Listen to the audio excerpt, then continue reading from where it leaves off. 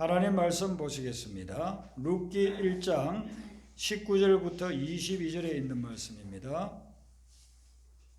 구약성경 403페이지에 있는 룻기 1장 19절부터 22절 말씀을 교도가도록 하겠습니다. 19절 먼저 읽어드리죠. 이에 그 두 사람이 베들레헴까지 갔더라. 베들레헴에 이를 때에 온 성읍이 그들로 말미암아 떠들며 이르기를 이가 나오미냐 하는지라. 나오미가 그들에게 이르되 나를 나오미라 부르지 말고 나를 마라라 하라. 이는 듣는 자가 나를 심히 괴롭게 하셨습니다. 내가 풍족하게 나갔더니 여호와께서 내게 비어 돌아오게 하셨느니라. 여호와께서 나를 징벌하셨고 전능자가 나를 괴롭게 하셨거늘 너희가 어찌 나를 나오미라 부르느냐 하니라. 나오미가 모압 지방에서 그의 며느리 모압의 기도와 함께 돌아왔는데 그들이 거기 추수하기 시작하되 베들레헴에 이르렀더라. 아멘. 고향 베들레헴에 흉년이 들어서 흉년을 피해서 먹을 곳 있는 곳을 찾아서 모압 땅에 갔어요. 오늘날로 친다면은 한국에 흉년이 들고 기근이 들었는데 풍부한 미국이나 호주에 이민 갔다 이렇게 생각하면 되겠어요. 10년 동안 이민 생활을 했는데 거기에서 많은 것을 잃고 그리고 고향에 돌아왔습니다. 근데 고향에 돌아왔을 때에 고향 사람들이 나오미를 보면서 너무너무 반가워했습니다. 10년 동안 못 보던 나오미를 보니까 너무 반가워서 아유 이 사람이 정말 나오미 맞아? 아유 얼마나 오래간만이야. 어떻게 잘 지냈어? 대환영을 해줬습니다. 그런데 정작 본인인 나오미는 영 탐탁지 않은 반응을 보입니다. 나오미는 자기를 그렇게 환영하는 고향 사람들에 대해서 좀 생각지 못한 그런 말을 합니다. 20절에 보시면 나를 나오미라 부르지 말고 나를 마라라 부르라 그럽니다. 나오미는 뜻이 뭐냐면 기쁨이라는 그런 뜻이에요. 나오미가 태어났을 때 부모님들이 아마 기쁘게 살아라고 기쁨이라는 이름을 지어준 것 같습니다. 그래서 나오미라고 부르는데 이름이 나오미니까 당연히 나오미라고 불러야 될 거 아니에요. 근데 나를 기쁨이라고 부르지 말라. 마라라고 부르라. 마라는 무슨 뜻이냐면 쓴맛, 괴로움 그런 뜻이에요. 출애굽기에 보면 마라라고 하는 그런 연못이 나오지 않습니까? 거기 물을 마셨는데 쓰가지고 먹지를 못하고 그랬잖아요. 그래서 이 마라는 괴롭고 쓰다. 나를 기쁨이라고 부르지 말고 괴로움, 쓴맛이라고 불러달라는 거. 얼마나 힘들고 어렵고 고통스러웠으면 이렇게 이야기하겠습니까? 이제 그 이유를 이야기하기를 21절에 보니까 내가 풍족하게 나갔더니 이 말은 고향 베들레헴을 떠날 때는 풍족했는데 나를 비어 돌아오게 했다. 지금 올 때는 아무것도 없다는 겁니다. 떠날 그 당시에는 기근이 들어서 먹을 것은 부족했지만 그래도 이 사람들이 쌓아놓은 재산이 있었어요. 이민 가려고 하면 재산이 좀 있어야 이민 가지 않습니까? 아무것도 없는데 이민 받아주지를 않잖아요. 그러니까 떠날 때에는 그래도 좀 이민 가서 살만한 그런 재산이 있었어요. 근데 10년 동안 모압 생활하면서 그거 다 써버렸습니다. 그리고 떠날 때는 남편도 있었고 두 아들도 있었는데 지금 돌아올 때는 남편도 두 아들도 모압 땅에서 하나님 부름을 받아가지고 다 세상 떠나고 자기 혼자 온 거예요. 그걸 지금 이야기하는 것입니다. 내가 풍족하게 떠났는데 올 때는 비어서 돌아왔다. 물질도 다 비었고 가족도 다 비었고 이제는 나 혼자서 돌아왔으니까 나를 기쁨이라고 부르지 말고 괴로움이라고 쓴맛이라고 불러달라고 그렇게 이야기하는 것입니다. 그런데 이런 이야기를 하면서 나오미가 고향 사람들에게 신세 타령하는 것을 보면 좀 특별한 그런 부분들이 있어요. 20절과 21절에 보면 하나님에 대해서 부르는 명칭이 4번 나와요. 전능자나 여호와 이런 말씀으로 나오는데 이 4가지 말씀들을 보면 전부 다 하나님께 대해서 좀 불평하고 원망하고 부정적으로 이야기하는 그런 내용이라고 볼 수 있어요. 20절 한번 보세요. 20절 뒷부분에 보면 전능자가 나를 심히 괴롭게 했다. 전능하신 하나님이 나를 심히 괴롭게 했다는 거예요. 21절에 나를 비어 돌아오게 했다. 여호와께서 내게 비어 돌아오게 하셨다 그럽니다. 그 다음에 여호와께서 나를 징벌하셨고 전능자가 나를 괴롭게 하셨거늘 그렇게 이야기. 4번 나오는데 전부 다 하나님이 나를 괴롭게 했고 나에게 징벌했고 나를 힘들게 했고 텅텅 다 비어서 빈털들이 돼서 돌아오게 했어요. 자, 여러분, 하나님이 이런 분이십니까? 하나님이 나를 망하게 하고 괴롭히고 빈털들이 되게 하는 분이 하나님입니까? 절대로 그런 분 아니에요. 하나님은 사랑의 하나님이에요. 우리를 축복하고 우리를 행복하게 만들고 우리에게 넉넉하게 만들어주는 분이 하나님이신데 지금 나오미는 이런 고백을 합니다. 그러면은 성경에서 이야기하는 하나님과 나오미가 고백하는 하나님은 무엇이 다른 것입니까?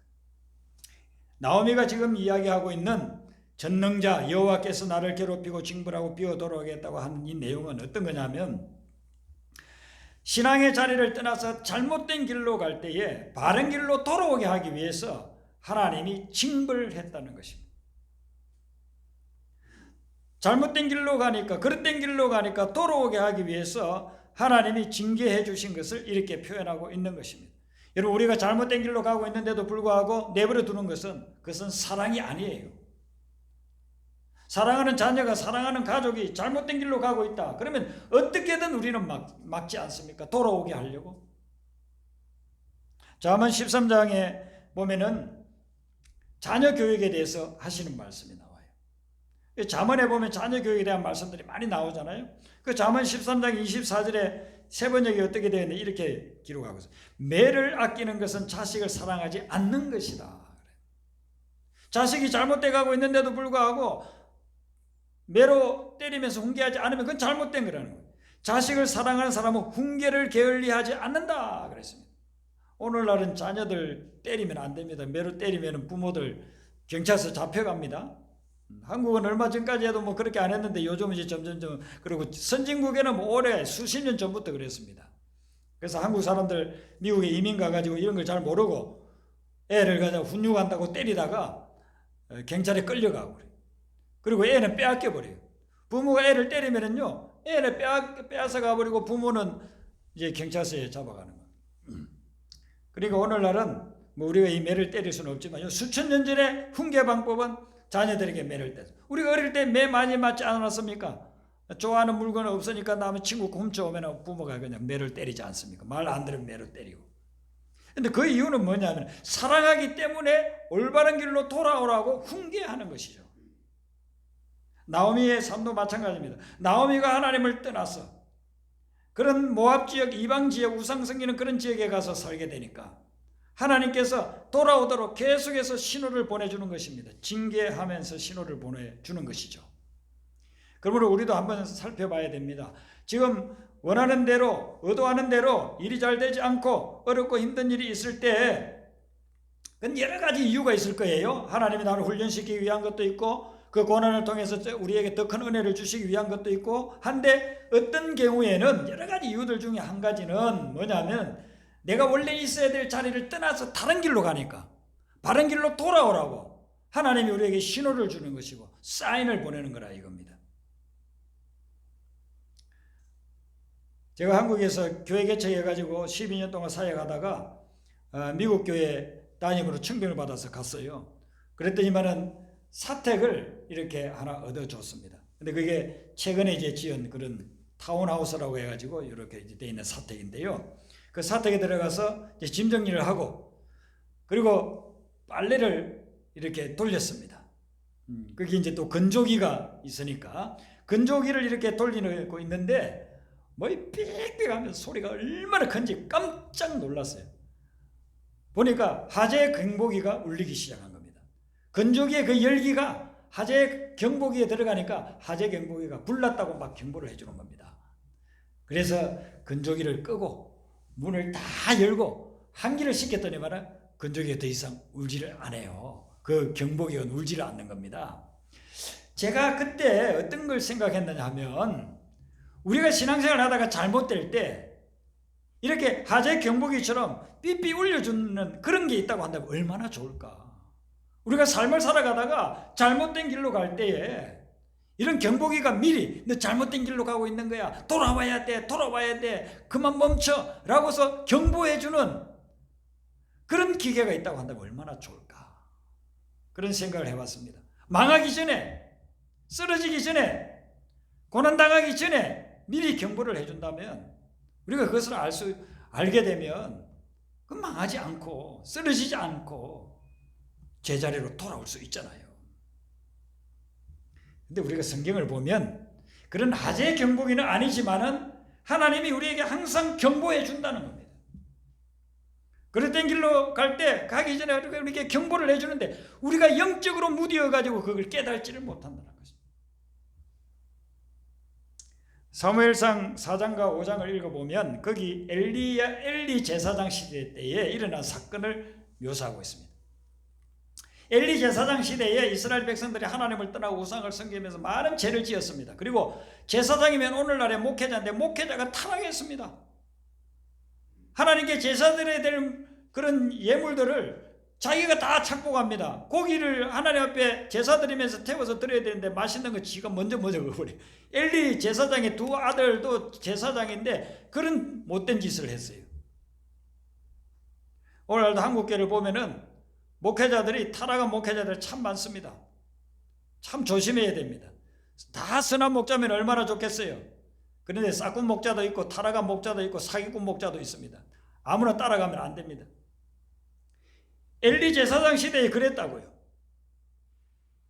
그렇게 해서 전 백성이 모든 백성이 타락해서 하나님의 징계가 임했는데 블레셋이 침공에 들어왔습니다. 블레셋하고 싸우는데 블레셋이 너무 강해요. 이기지를 못합니다. 전투할 때마다 패합니다. 그러니까 이스라엘 백성들이 우리가 법궤를 가지고 가자. 하나님의 언약궤. 십계명이 들어있는 이 하나님의 언약궤를 가져가면 하나님이 역사에서 블레셋을 물리치게 해주실 거다. 이런 생각을 가지고 그들이 하나님과의 관계 속에서 올바른 관계를 회복하려고는 하지 않고 법궤를 가지고 나갔어요. 그런데 전쟁에서 지고 법궤마저 빼앗겼습니다. 블레셋은 자기 대적의 신들이 가지고 있는 그 법궤를 자기들이 뺏었다. 그래서 자기들은 대성을 거두었다 이렇게 생각했습니다. 고대 사회에서는 전쟁에서 그 전쟁은 서로 신들의 전쟁이라고 생각했어요.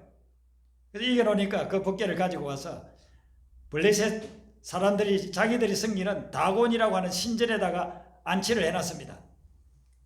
근데 그 다음날 아침에 일어나서 가보니까 다곤이라고 하는 신상, 돌로 만들어 놓은 그것이 엎어져 있는 겁니다. 이상하다. 항상 세워져 있던 이 다곤 신상이 왜 이렇게 엎어져 있을까? 그날은 그냥 다시 세워놨습니다. 근데 그 다음날 가보니까 또 엎어져 있어요. 그리고 이번에는 머리도 깨지고 팔도 깨져 있습니다. 아, 여기다 법궤를 두면 안 되겠구나. 법궤 때문에 이런 일이 일어났구나. 그래서 그 법궤를 다른 데 옮깁니다. 다른 지역에 옮겼더니만 거기서는 사람들에게 막 독종이 일어나기를 시작합니다. 독종이 발생해서 너무 고통스럽고 심지어 사람이 죽기도 합니다.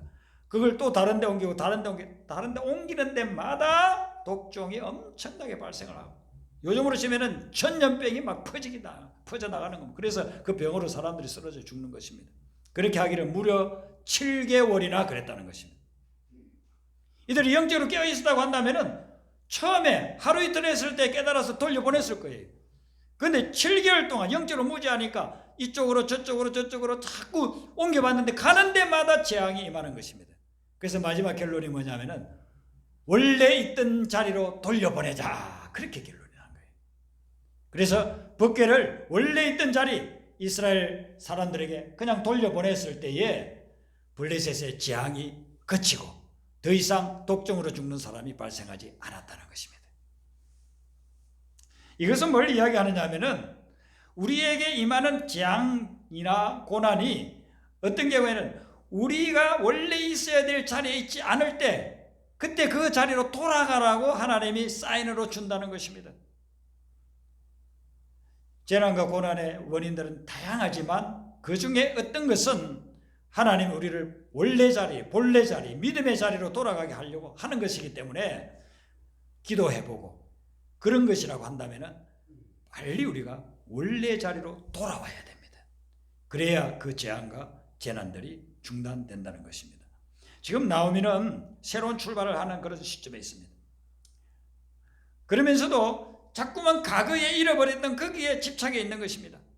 그러니까 새로운 출발을 하기가 어려운 거예요.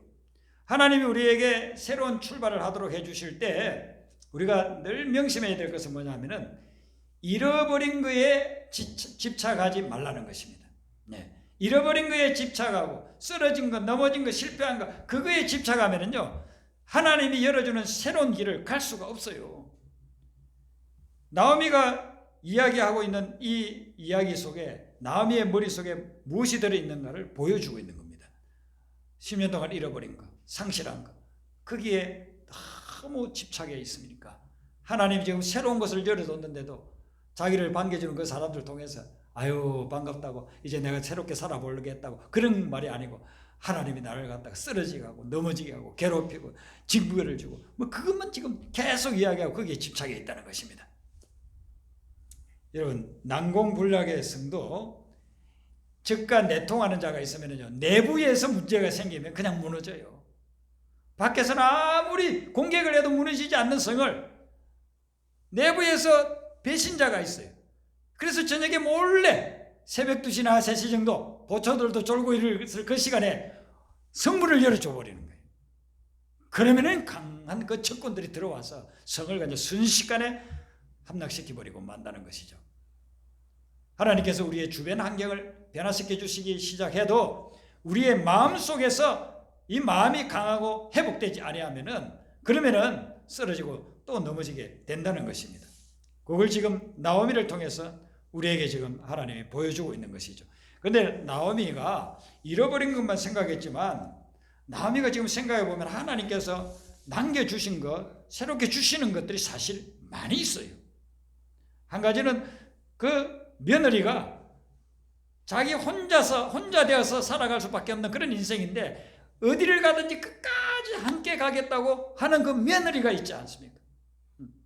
그러면 자기 혼자서 지금 쓸쓸하게 노후를 보내야 되는데 자기하고 끝까지 함께 하겠다고 하는 그런 며느리가 있습니다. 그 다음에 10년 만에 만났는데 자기를 환영해주는 고향 사람들이 있습니다. 고향 사람들이 따뜻하게 맞아주면서 뭐 어려움이 있으면 도와주려고 하고 그런 사람들이 있습니다. 그리고 특별히 오늘 이 말씀에 보면 나오미가 돌아왔을 때가 보리 추수 시작할 때라고 됐습니다. 추수기에 돌아왔다는 것입니다. 여러분, 우리가 제자리로 돌아오는 것이라고 한다면은 밭을 갈 때 돌아와도 그것도 좋은 겁니다. 그리고 씨 뿌릴 때 돌아와도 감사할 일입니다. 그런데 추수기에 돌아온 것은 정말 감사할 일이에요. 왜 그러냐면은 추수기에는 사람들이 아주 마음이 너그럽고 누구든지 도와주려고 하고 풍성하니까 그런 때라고요. 양을 키우는 목자들은요, 양털 깎을 때가 추수기입니다. 그때는 막 축제를 벌입니다. 포도를 재배하는 농부들은요, 포도 수확할 때 되면은요, 막 축제를 벌입니다. 이 보리를 추수할 이 시기에 사람들의 마음이 너그러워지고 누구든지 도와주려고 하는 그런 때거든요. 이때 나오미가 왔으니까 10년 동안 너무 고생하고 힘들었으니까 그 고향 사람들이 사정을 들으면서 막 도와주려고 하는 그런 때. 옛말에 그런 말이 있지 않습니까? 광에서 인심나고 쌀독에서 인심난다 그랬습니다. 창고에 먹을 것이 많이 있으면, 쌀가마니가 많이 있으면 거지나 가난한 사람이 와서 도와달라고 하면요, 다 그냥 인심을 베풀어요. 인심이 거기서 나는 거예요. 쌀독에 쌀이 많이 있으면 그러면은 거지가 와서 도와달라고 한 바가지 퍼주는 거예요. 근데 밑바닥에 쌀이 있고 쌀도 별로 없고 그러면은 아무리 도와달라고 해도 내가 먹을 게 없는데 어떻게 도와주겠습니까? 추수기에 하나님이 나오미를 보내서 나오미를 많은 사람들이 도와주게끔 그렇게 만들어 주셨다는 것이죠. 사람은 누구든지 혼자서 살아갈 수 없습니다. 돈이 많고 건강하고 그럴 때는 혼자서도 얼마든지 살아갈 수 있다고 생각하지만 인생의 어느 순간에 그런 것들이 다 사라질 때가 있습니다. 그런 데는 옆에서 누군가가 도와줘야 되고 그 돕는 손길을 통해서 다시 일어설 수 있거든요. 하나님이 나오미를 고향에 보낼 때 추수기에 보냈다고 하는 것은요, 어떤 면에서 영적으로 주는 그런 메시지가 있습니다. 왜 그러냐 하면은 지금까지는 나오미의 삶이 뿌리고 심고 가꾸느라고 고생한 그런 삶이라고 봤어요. 그런데 이제는 하나님께서 내 인생에 열매를 거두게 하겠다 그겁니다. 추석이 오게 내 인생 이제 열매를 거두게 하겠다. 그렇게 지금 하나님께서 메시지를 주고 있는 것입니다. 검을 재련하는 용광로를 보면은요, 이 검이 여러 가지 찌꺼기가 있잖아요. 찌꺼기들이 있고 뭐 함석 이런 덩어리도 있고 뭐 여러 가지 이런 찌꺼기들이 많이 있는데 그걸 수천도를 높이면은 금은 어디로 가느냐면 밑바닥으로 갑니다. 밑바닥으로. 그리고 찌꺼기는 금에 비해서 상대적으로 가볍기 때문에 위로 올라옵니다. 그러면 위에 걸 다 걷어내면 밑바닥에는요 순금이 거기에 있는 거예요. 우리가 인생을 살면서 고난을 당하고 환난을 당하고 이렇게 하면서요 위에 있는 찌꺼기를 다 걸러내는 거예요. 이것도 걸러내고 저것도 걸러내고 막 없어졌어요. 그런데 이제는 밑에 남아있는 거, 밑바닥에 남아있는 거, 그게 진짜 백이라는 거예요. 그게 순금이라는 것입니다. 하나님이 지금 이제 남겨놓은 거, 그 남겨놓은 걸 통해서 하나님께서 일을 하겠다. 이것을 말씀하고 있는 것입니다. 우리가 모든 것을 잃었다고 생각한 그 나오미에게 하나님께서는요, 중요한 것을 남겨두셨습니다. 그것은 뭐냐면은 사람을 남겨두었고, 그리고 새로운 기회를 주셨다는 것입니다. 그래서 사람이 희망이고, 새로운 기회가 희망이 되는 것입니다. 그리고 이 모든 것들을 주시는 하나님께로 돌아오면 하나님께로 돌아오는 것 자체가 희망이라는 것입니다. 우리가 지금 절망과 좌절과 그리고 고난 가운데 있다고 한다면은 하나님을 다시 만나야 됩니다. 예, 하나님을 다시 만나고 하나님을 다시 만날 때 하나님께서 사람도 붙여주시고 기회도 열어주시는 것입니다. 그래서 하나님께 다시 돌아온 나오미는 이제는 걱정, 염려, 불안에 떨 필요가 없어요. 하나님께서 예비해놓은 사람들이 있고 하나님께서 추수기를 마련해 주셔서 기회를 주시기 때문에 이제는 그에게 회복될 기회가 있고 그리고 열매 맺는 그런 기회들이 오게 된다는 것입니다.